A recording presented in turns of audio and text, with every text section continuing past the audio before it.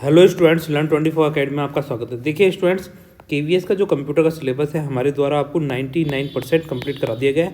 बस एक टॉपिक रह गया है इन्फॉर्मेशन कियोस्क, जिसको हम जल्द ले आएंगे, तो उसके बाद ये आपका सारा सिलेबस कंप्लीट हो जाएगा। ठीक है, तो आप इसकी बार बार रिवीजन करते रहिए और साथ में जो हमने आपके लिए टेस्ट सीरीज़ लॉन्च की है उसको भी आप एनरोल कर लीजिए, जिससे आपकी तैयारी और ज़्यादा मजबूत हो सके। तो आ जाइए, बिना देरी करे स्टार्ट करते हैं आज का लेक्चर। देखिए स्टूडेंट्स, यहाँ पे देख सकते हैं कि मैं आपके लिए पेपर लेकर आया हूँ सीईटी मॉर्निंग शिफ्ट वाला। ठीक है, ये जो मॉर्निंग शिफ्ट में सीईटी का पेपर हुआ था, तो ये आप यहाँ से देख सकते हैं। तो इसमें देखते हैं प्रश्न नंबर 4 सबसे पहले। ठीक है, ये आपके सामने क्वेश्चन नंबर 4 आ गया है। तो इस क्वेश्चन को पढ़िए और इसका आंसर खुद से देने का ट्राई भी करें, क्योंकि सेम मानिए कि इसी तरह के क्वेश्चन आपको अपने एग्जाम में भी देखने को मिलेंगे। और अगर आपकी तैयारी इस लेवल की है, अगर आप इस तरह के क्वेश्चंस का आंसर दे पा रहे हैं, तो आप ये मानिए कि जो आपके 10 नंबर, 15 नंबर और 20 नंबर का जो पेपर आने वाला है सीईटी उसका केवीएस में कंप्यूटर का, तो आप उसमें फुल में से फुल मार्क्स ला पाएंगे। अगर इस तरह के क्वेश्चंस के आंसर आपको नहीं आ रहे हैं, तो फिर आप थोड़ा सा अपने डायरेक्शन से भटके हुए हैं, और उस डायरेक्शन के लिए आपको क्या करना चाहिए, बार बार प्रैक्टिस करनी चाहिए, बार बार रेगुलर टेस्ट देने चाहिए। ठीक है, बार बार रिवाइज करना चाहिए अपने पूरे टॉपिक को। अब यहाँ देखिए, MS Excel insert tab has dash group. ठीक है, MS एक्सेल के इंसर्ट टैब में कितने ग्रुप होते हैं, और यहाँ आपको ये 4 ऑप्शन दे रखे हैं। अब जिसने बिल्कुल अच्छे से सटीक याद होगा वो तो क्वेश्चन देखते ही बता देगा। ठीक है, और जिसको सटीक याद नहीं होगा वो बार बार इनमें से लप्पे लगाएगा कि 7 होगा, 6 होगा, 3 होगा, 2 होगा, जैसा कि आपने भी किया होगा। ठीक है, तो अब बताइए, अगर आपको पता हो तो कितने होते हैं। तो मैं इसका आंसर बताता हूँ। देखिए, MS Excel insert tab has group कितने, 10। कितने होते हैं, 10 ग्रुप होते हैं। इसको अच्छे से याद कर लीजिए, और ये चारों ऑप्शन गलत थे। ठीक है, तो आपको क्या होगा, इसको बोनस मार्क्स मिलेगा। परंतु अगर आपके एग्जाम में अगर यहाँ पे 5 की जगह 10 होता, तब क्या करते, तब भी आप लप्पा लगाते। अगर आपको याद नहीं है, चीज़ें याद होनी चाहिए, आपको हिट एंड ट्रायल मेथड पे नहीं जाना चाहिए कि भैया ये होगा कि वो होगा। ठीक है, आपको क्वेश्चन देखते ही वो याद आ जाना चाहिए, तब तो आपकी तैयारी बहुत अच्छी है। अब यहाँ देखिए, क्वेश्चन नंबर 8 करते हैं। Microsoft word 2016 watermark option is available in dash menu. ठीक है, माइक्रोसॉफ्ट वर्ड 2016 में वाटरमार्क, ये सब आपको पढ़ाए हुए हैं, कौन से मेन्यू में मिलेंगे, कहाँ मिलेंगे। अगर आपने हमारे कंप्यूटर के लेक्चर्स बहुत अच्छे से देखे होंगे तो आपको याद होंगे, और जिन लोगों को याद नहीं आ रहे वो टेस्ट सीरीज ज्वाइन कर लें और साथ साथ अपना रिवीजन करते रहें, क्योंकि अभी इसी तरीके पूरे के पूरे क्वेश्चन आपसे पूछे जाएंगे बार बार। ठीक है, हमारी ही ना करें, आपको जहाँ मन करें वहाँ करें, बट टेस्ट देने से क्या होता है, आपको सेल्फ रियलाइजेशन होता है कि यार इस टॉपिक में ये चीज़ तो मैंने भूल गया था, यार ये नहीं पढ़ पाया। ठीक है, क्योंकि आपको 10 में से 10 देखो पूरे नंबर लाने का प्रयास करना चाहिए। ये मत सोचें कि 1-2 क्वेश्चन आएंगे छोड़े आएंगे, क्योंकि ये है कंपटीशन, और यहाँ पर जो सक्सेसफुल वही होता है जो बहुत ज़्यादा मेहनत करता है। ठीक है, बाकी लोग, अब जैसे मान लीजिए आप अगर आपको 1% भी ये लगता है कि आप है ना टॉप नहीं मार रहे हैं एग्जाम में, तो आपका सिलेक्शन भी नहीं हो रहा है, ये ध्यान रखना। ठीक है, जब आपके अंदर से ये फीलिंग आएगी कि आपने पूरा सिलेबस कर लिया है और आप टॉप मारने की पोजीशन में हैं, तब जाके आपका कहीं जाके सिलेक्शन होगा, क्योंकि बच्चे इसी लेवल की मेहनत करते हैं। जितने भी लोग सेलेक्ट होते हैं उनसे आप पूछेंगे तो वो टॉपर्स वाली ही लिस्ट में आ रहे होते हैं। एक आध कोई बच्चा होता है जिसकी किस्मत अच्छी हो तो वो आ जाए, तो वो अलग बात है, परंतु आपको हमेशा टॉप रहने का प्रयास करना चाहिए। अब यहाँ देखिए क्या आंसर होगा, बताइए। चलिए, इस क्वेश्चन का करा होगा आपने, तो इस क्वेश्चन का आंसर आपको क्या करना है, वीडियो को पॉज करके कमेंट सेक्शन में इसका आंसर आपको लिखना है। ठीक है, माइक्रोसॉफ्ट वर्ड 2016 में वाटरमार्क विकल्प डैश मेन्यू में होता है, तो कौन से में, रिव्यू, डिज़ाइन, इंसर्ट और व्यू। ठीक है, इसका आंसर मैं आपको बता देता हूँ, अगर आपको नहीं पता है। इसका आंसर हो जाएगा option number B, design menu के अंदर आपको मिलेगा वाटरमार्क ऑप्शन। ठीक है, प्रश्न नंबर आ जाइए उसके बाद में 17।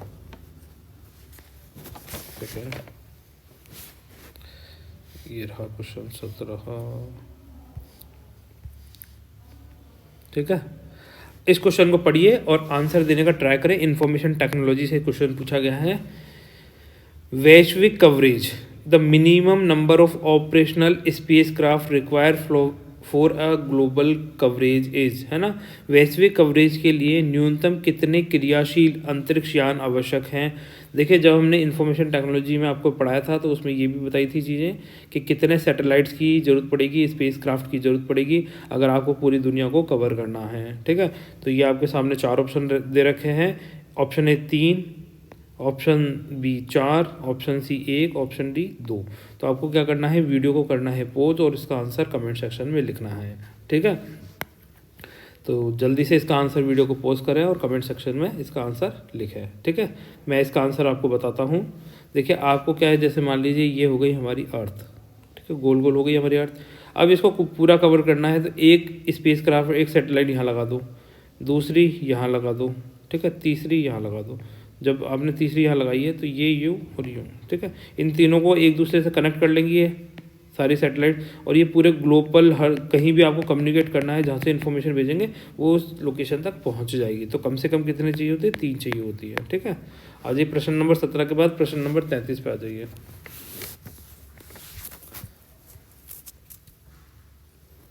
ये रहा प्रश्न नंबर 33। ठीक है, अब देखिए क्वेश्चन नंबर 33 पढ़िए, आपके सामने क्वेश्चन नंबर 33 है। एक टेबल में अगले सेल पर जाने के लिए डैश कुंजी का प्रयोग होता है। तो क्या ये आपको नहीं पढ़ा है हमारे लेक्चर्स में? सीधे सीधे क्वेश्चंस वहाँ से मिल रहे हैं। अगर आपने लेक्चर्स को बहुत अच्छे से देखा होगा तो आप खुद बताइए, क्या ये पढ़ाया नहीं था क्या आपको? तो इसका आंसर जल्दी से कमेंट सेक्शन में लिखें। एंड, इंसर्ट, एंटर या टैब की, बताइए किसका प्रयोग किया जाता है। अगर आपको एक टेबल में अगले सेल पर जाना हो तो आप इनमें से किस बटन का प्रयोग करेंगे, किस की को दबाएंगे। ठीक है, तो प्रश्न नंबर 33 का आंसर जल्दी से अब कमेंट सेक्शन में आप लिख सकते हैं। मैं इसका आंसर आपको बताता हूँ। देखिए हम प्रयोग करेंगे option number D, tab. Tab की का प्रयोग किया जाता है। ठीक है, इसके बाद आ जाइए प्रश्न नंबर 87 पर। ठीक है, 87 कहाँ पर है? 50, 60, 68 क्या था ये? थोड़ी है फिर, नहीं, यहाँ पर आ जाइए। प्रश्न नंबर बीच में रहता है, नहीं।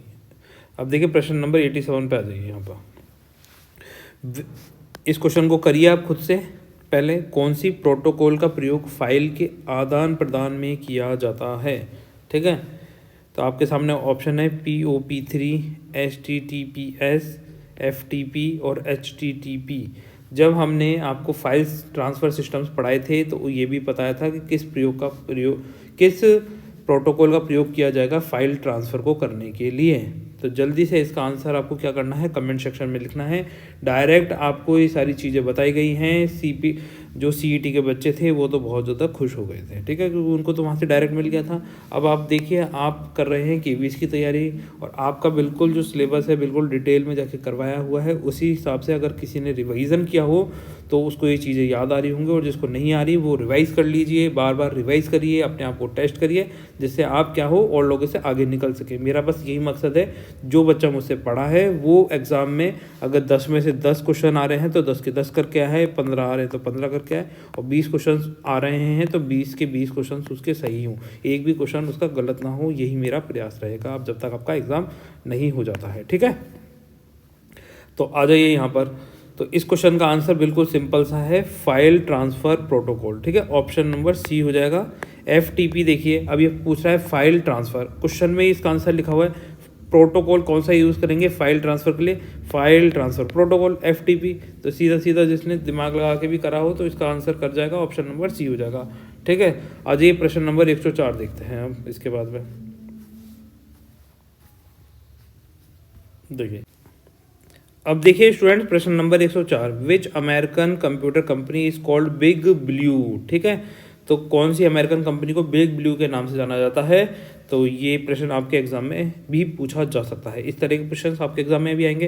तो इस तरह के प्रश्न क्या, ये जो बिग ब्लू और इस तरह के जो टर्म्स थे, ये क्या है, हमने हमारे जो लेक्चर्स थे उसमें तो यूज़ नहीं करे थे, परंतु आपकी टेस्ट सीरीज में जरूर मिल जाएंगे आपको यह। ठीक है, जिससे आपका एक भी प्रश्न गलत ना हो, एक एक नंबर आपको और लोगों से ज़्यादा लीड दिलाने में हेल्पफुल रहेगा। तो जिसने भी टेस्ट सीरीज ज्वाइन नहीं करी है वो टेस्ट सीरीज ज्वाइन कर सकता है। देखो टेस्ट सीरीज, और जो कई बच्चे क्या होते हैं, टेस्ट सीरीज़ और MCQ जो करवाए जाते हैं ऑनलाइन उनमें डिफरेंस कर लेते हैं। तो देखिए MCQ क्या होते हैं, MCQ सिर्फ आपका पॉइंट्स का रिवीजन करवाते हैं, परंतु टेस्ट सीरीज़ क्या होती है, ये आपके खुद का रिवीजन होता है, पूरा सब्जेक्ट पूरे टॉपिक। आप जब जैसे मान लीजिए मैं आपको बोल दूँ कंप्यूटर का टेस्ट लिया जाएगा, ठीक है, जैसे मान लीजिए कंप्यूटर ऑर्गेनाइजेशन का हमने टेस्ट लेना है, तो आपको जो कंप्यूटर ऑर्गेनाइजेशन का लेक्चर है, तो आपको क्या करेंगे, जाएंगे PDF देखेंगे, बार बार याद करने की कोशिश करेंगे। सुबह अगर ये क्वेश्चन आ गया तो ये है ना, तो आप खुद से उस पर एफर्ट्स लगाते हैं, और जिस चीज़ पर आप खुद से एफर्ट लगाते हैं वो आपको लंबे समय तक याद रहती है। आप हमेशा याद रखना, टेस्ट में जब आप गलतियाँ करते हैं तो आप एग्ज़ाम में वो गलतियाँ फिर से नहीं करते हैं, क्योंकि MCQ तो क्या होता है, आप डायरेक्ट देख लेते हैं, सामने टीचर कराता रहता है, आप बस सोचते हैं आपको याद हो गया, जब आपसे पूछा जाता है तो आप बोलते हैं क्या, कौन सी चीज़, क्या हो गया, ये ऐसे ऐसे करने लग जाते हैं बच्चे, ठीक है।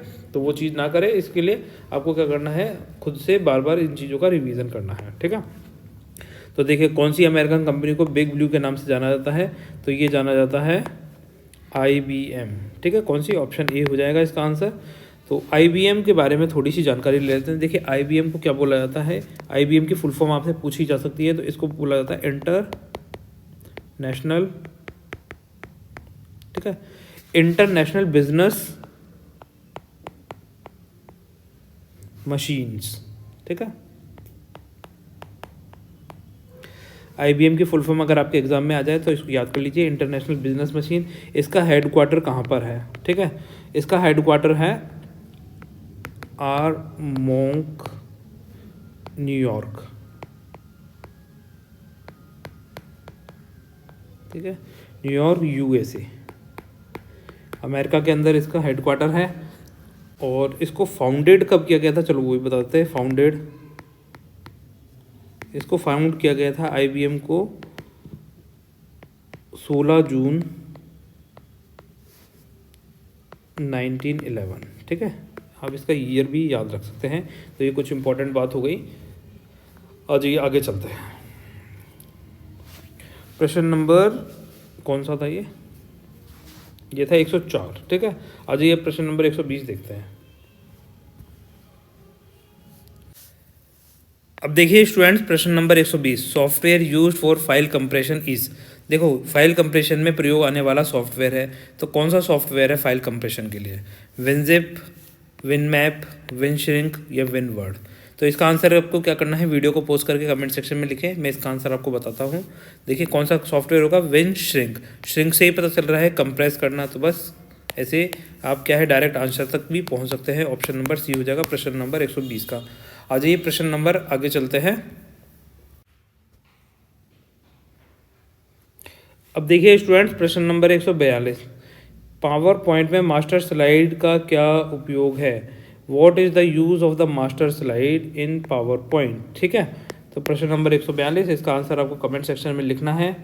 वीडियो को पोस्ट करके जल्दी से इसका आंसर भी ऑप्शन पढ़िए। सभी स्लाइडों को एक साथ देखने के लिए नई स्लाइड लाना व सभी स्लाइडों को एक साथ देखना, या दोनों, हर स्लाइड को एक जैसा फॉर्मेट करना, या नई स्लाइड लाने के लिए, ठीक है। अब जो मास्टर स्लाइड है इसका प्रयोग आप किस लिए करते हैं, ये आपको बहुत अच्छे से बताया था। जिसने पावर पॉइंट वाला सेक्शन अच्छे से देखा होगा तो वो इसका आंसर कर पाएगा, वरना इनमें कन्फ्यूज़ होकर रह जाएगा, ठीक है। आपको कन्फ्यूज़न ना हो इसीलिए आपको बार बार रिवाइज करते रहना चाहिए, बार बार अपने आप को टेस्ट करना चाहिए। देखो revision is the key of success. जब तक आप बार बार रिवाइज नहीं करेंगे चीज़ों को, आप तब तक सक्सेसफुल होना थोड़ा सा मुश्किल हो जाता है, ठीक है। तो आ जाइए, अब इसका आंसर आपने सभी ने करा होगा, वीडियो को पोस्ट करके मैं इसका आंसर आपको बताता हूँ, ठीक है। इसका आंसर हो जाएगा ऑप्शन नंबर सी, ठीक है। प्रोवाइड सिमिलरिटी इन फॉर्मेटिंग एवरी स्लाइड, मतलब हर स्लाइड को एक जैसा फॉर्मेट करने के लिए आप मास्टर स्लाइड का प्रयोग करते हैं पावर पॉइंट में। आ जाइए आगे, प्रश्न नंबर 144 करते हैं। देखिए यहाँ पर, when a computer is switched on the booting process performs, ठीक है। ये भी आपको बहुत अच्छे से कराया था ऑपरेटिंग सॉफ्टवेयर वाले टॉपिक पे, ठीक है। तो बताइए, integrity test, power on self test, reliability test और करेक्ट फंक्शन टेस्ट। तो किसका प्रयोग करेगा, जब कंप्यूटर का स्विच ऑन करते हैं तो बूटिंग प्रोसेस करता है, क्या करेगा, इंटीग्रिटी टेस्ट करेगा, पावर ऑन सेल्फ टेस्ट करेगा, रिलायबिलिटी टेस्ट करेगा, या करेक्ट फंक्शन टेस्ट करेगा। तो इसका आंसर वीडियो को पोस्ट करके आप कमेंट सेक्शन में दें और इसका आंसर मैं आपको बताता हूँ, ठीक है।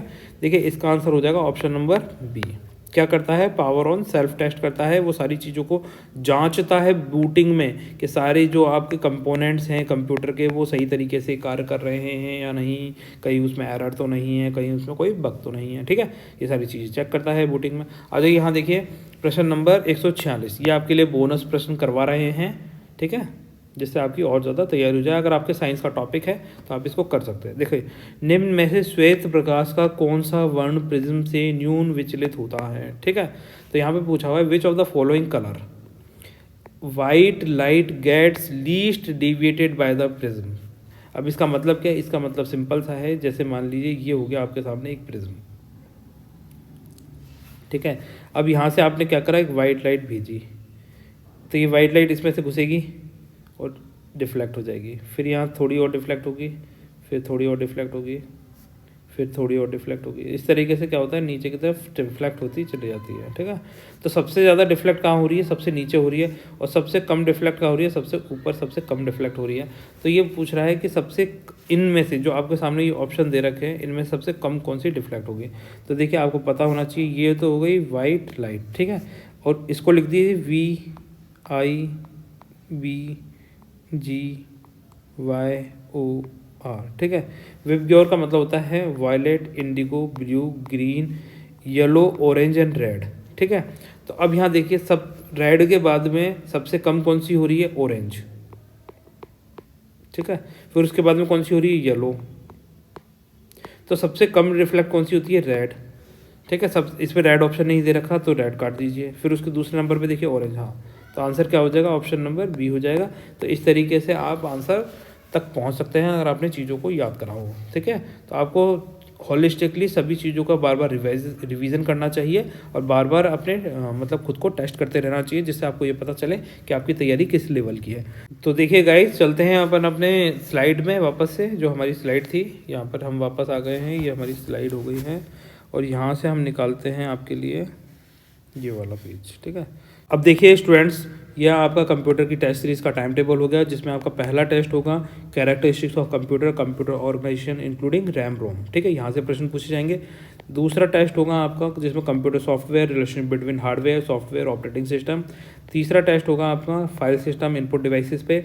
फिर आपको रिवीजन का वापस टाइम दिया जाएगा, क्योंकि देखो अगर रेगुलर टेस्ट लिए जाते हैं और रिवीजन का टाइम नहीं दिया जाता, क्योंकि 3-3 के स्लॉट्स हैं और काफ़ी लंबे लेक्चर्स हैं, तो आपके पास में रिवीजन का भी टाइम होना चाहिए। ठीक है, कुछ इसी तरीके से हमने इसका शेड्यूल रखा है। चौथा टेस्ट रहेगा आपका 21 तारीख को, जिसमें MS office, exposure of Word, Excel, spreadsheet, PowerPoint होगा। फिर 5वें टेस्ट में आपके information technology and society Indian ITX से क्वेश्चन पूछे जाएंगे। छठा टेस्ट रहेगा digital signature, governance, mobile smartphone information kiosk, यहाँ से प्रश्न पूछे जाएंगे। अब देखिए बच्चों को ऐसा लग सकता है कि टेस्ट सीरीज़ काफ़ी कॉस्टली है, तो देखो टेस्ट सीरीज़ को आप ऐसे लीजिए, जैसे मान लीजिए मैं आपको हमारे द्वारा पूरे लेक्चर्स कराए जाते हैं ना, पूरे टॉपिक्स पढ़ाए जाते हैं, तब भी टेस्ट सीरीज़ का यही रहता, पर आपको एक पर्टिकुलर सब्जेक्ट की जगह सभी सब्जेक्टों को टेस्ट दिए जाते हैं, तो उस लेवल की तैयारी नहीं हो पाती। जहाँ पर आपकी जैसे मान लीजिए आपको पूरा KVS का टेस्ट चल रहा है, ठीक है, 100 या 150 प्रश्न आ रहे हैं सभी टॉपिकों में से, तो वहाँ आप इन जो डेप्थ में जाकर जो तैयारी कर पाएंगे ना, वो अलग अलग टॉपिक के हिसाब से ही कर पाते हैं। ठीक है, टेस्ट कोई बहुत ज़्यादा महंगे नहीं है, 15 रुपये पर टेस्ट पड़ रहा है, तो ये बहुत ज़्यादा कॉस्टली नहीं है। अगर किसी बच्चे को लगता है कि बहुत ज़्यादा फीस है और वो नहीं पे कर पाएगा, तो उसके लिए डिस्काउंट ऑफर चल रहा है। ठीक है, वैसे तो 199 रुपीज़ की टेस्ट सीरीज़ है और ये 149 में आपको अवेलेबल कराई जा रही है, जो बहुत ही मिनिमम रेट पर है।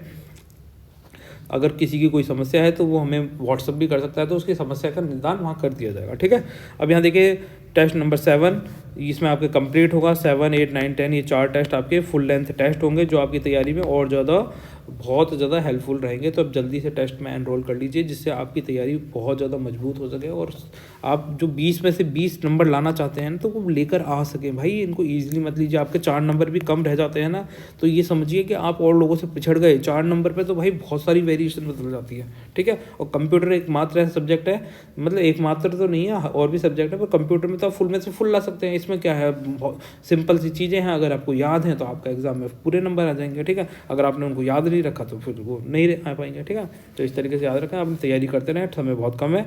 और जिसको भी टेस्ट से रिलेटेड कोई जानकारी लेनी है तो वो मुझे व्हाट्सअप कर सकता है 8118816110 पर, ठीक है। तो इस पर व्हाट्सअप करिए और टेस्ट से रिलेटेड जो भी जानकारी आप लेना चाहते हैं जानकारी ले सकते हैं, एनरोल कर सकते हैं, ठीक है। तो व्हाट्सअप ही करना है, कॉल नहीं करना, ठीक है गाइस। फिर मिलते हैं नेक्स्ट लेक्चर में, तब तक के लिए बाय। आप सब लोग खुश रहिए।